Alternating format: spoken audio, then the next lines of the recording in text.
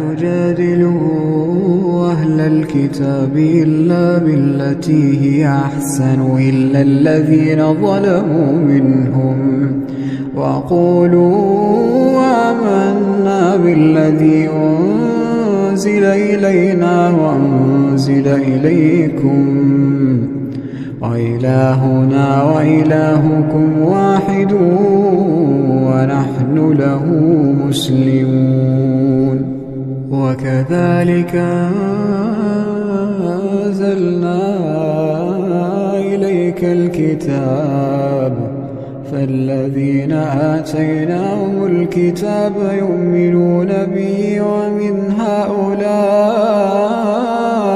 من يؤمن به وما يجحد بآياتنا إلا الكافرون.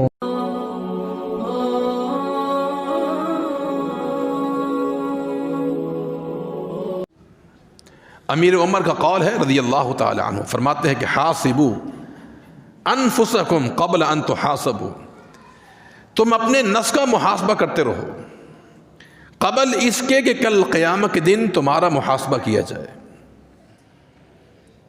یعنی محاسبے دو مقام پر ہیں، ایک دنیا کا محاسبہ، ایک اخروی محاسبہ ہوگا. اخروی محاسبہ بڑا کڑوا، بڑا ہیبت ناک ہوگا کہ انسان کانپ رہا ہوگا اللہ کی بارگاہ کے اندر. تو اخروی حساب کو معمولی حساب نہیں ہے. جس انسان نے دنیا میں اپنے نفس کا محاسبہ کر لیا اس کے لیے اخروی محاسبہ انتہائی آسان ہو جائے گا، چونکہ اخروی جو محاسبہ ہوتا ہے وہ بہت مشکل ہوتا ہے، بڑا خطرناک محاسبہ ہوتا ہے. اور ہم میں سے ہر شخص کا محاسبہ ہوگا میرے بھائیو. کون ایسا شخص ہے جو یہ دعویٰ کرے کہ میں گناہ نہیں کرتا ہوں؟ دنیا میں کوئی ایسا مائی کلال نہیں ہے جو یہ دعویٰ کرے کہ میں گناہ نہیں کرتا ہوں. انسان خطا کا پتلا ہے، آدم کی اولاد گناہ کرتی ہے. تو جب ہم میں سے ہر شخص گناہ کرتا ہے تو پھر ہر شخص کو دنیا کے اندر ہی اپنے اس گناہ کا محاسبہ کرنا چاہیے. اگر یہاں محاسبہ نہیں کیا تو آخرت میں محاسبہ کیا جائے گا. اگر ایک انسان کہتا کہ میں گناہ نہیں کرتا ہوں، مان لیتے کہ انسان گناہ نہیں کرتا، جو کہ ممکن نہیں ہے، لیکن ممکن ہے کہ انسان گناہ نہیں کرتا، یہ دعویٰ کرتا ہے، تو پھر ایک سوال اور یہ بنتا ہے کہ کیا ہمارے جو فرائض ہیں ان میں کمی کوتاہی نہیں ہوتی ہے؟ انسان جب نماز پڑھتا ہے اس کا دل کہیں اور ہوتا ہے، جسم کہیں اور ہوتا ہے اس انسان کا. تو ہمارے فرائض میں کمی جو واقع ہوتی ہے، اس کمی کے بارے میں ہمارا محاسبہ ہو سکتا ہے.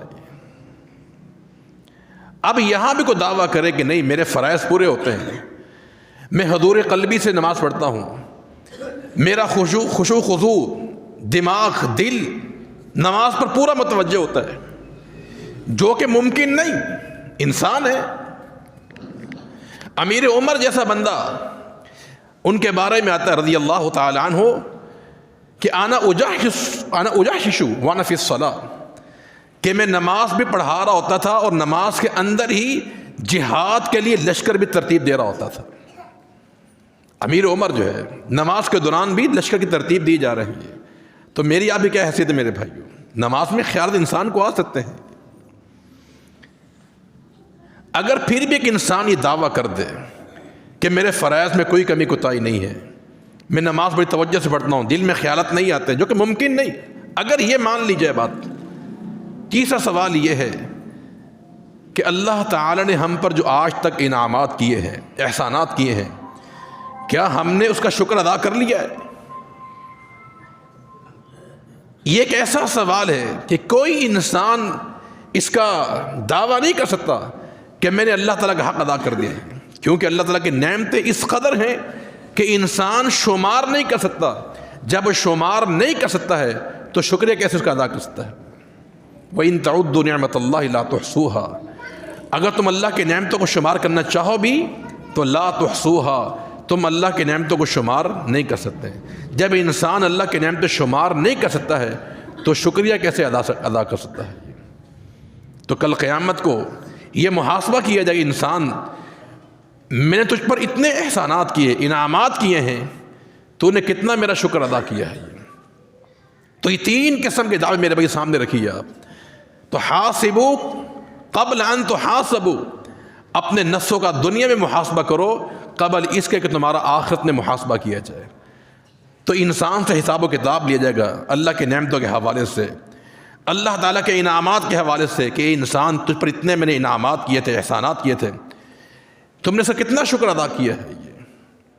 اور میرے بھائیوں، اللہ تعالیٰ کے ہم پر بے شمار احسانات ہیں، ان گنت لا تعداد اس کے انعامات ہیں ہم پر۔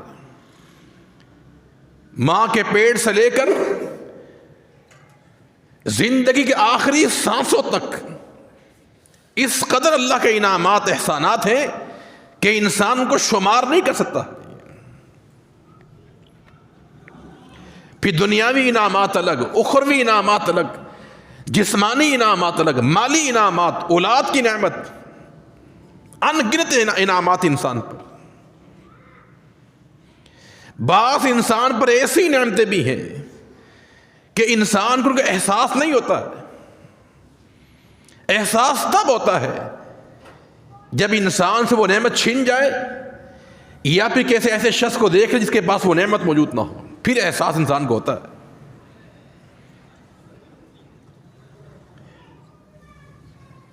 یونان کا ایک تاجر تھا،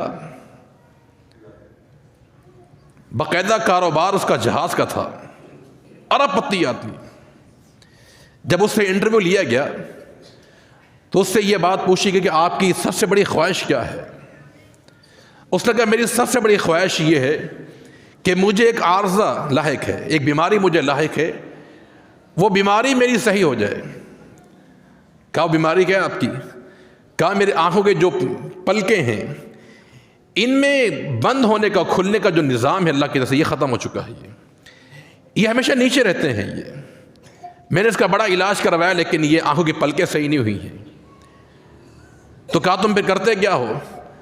کہا کہ میں نے ایک لوشن لیا ہے، آنکھوں کو کہ جو پلکیں ہیں اس پہ لوشن لگا کر انہیں کھول لیتا ہوں، اور جب تھک جاتا ہوں، یہ نیند کرنی ہوتی ہے تو اتار لیتا ہوں۔ اب جو اس کا انٹرویو لے رہا تھا اس نے پوچھا کہ اگر تمہارا یہ علاج ہو جائے، یہ صحیح ہو جائے، تم اس کے عوض کیا دو گے؟